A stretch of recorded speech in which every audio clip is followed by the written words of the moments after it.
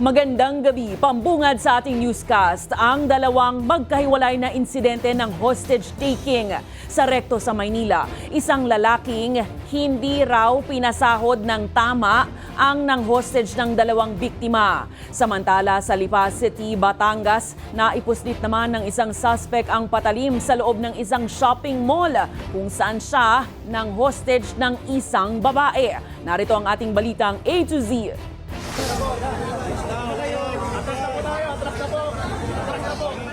Nabulabog ang hilera ng mga print shop sa kahabaan ng Recto Avenue sa Maynila nitong hapon dahil sa isang hostage taking sa isang pagawaan ng ID lace.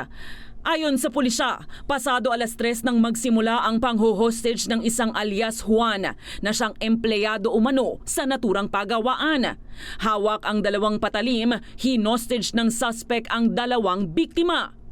Sa ulat ng Manila Police District, niloko umano siya sa sahod dahil sa inaasahang 2,000 pesos, 400 piso lang ang binigay. Ang dahilan niya ay hindi siya napasweldo ng tama. So nung pinuntahan niya para kunin, kaya lang hindi binigay sa kanya. Kalaunan, matapos ang isang oras ng negosasyon sa pamumuno ni Police Lieutenant Colonel John Gyagi, ay mapayapang sumuko ang suspect. Hindi naman nagtamo ng pisikal na injuries ang dalawang hostage maging ang hostage taker. Papafile natin ang complaint for illegal detention. Pangalawa po, yun po alarming scandal at saka violation po ng BP6 or illegal possession po ng deadly weapon. Samantala,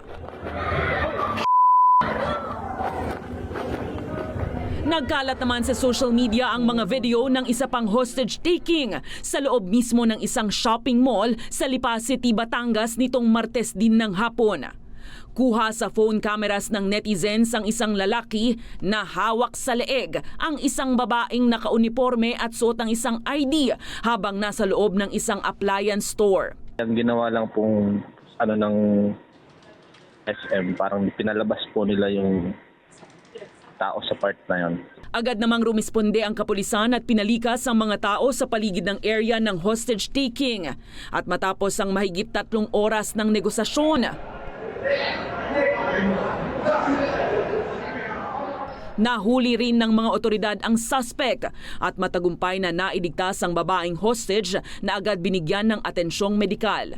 Sa ngayon wala pang pahayag ang pamunuan ng mall ukol sa nangyaring insidente.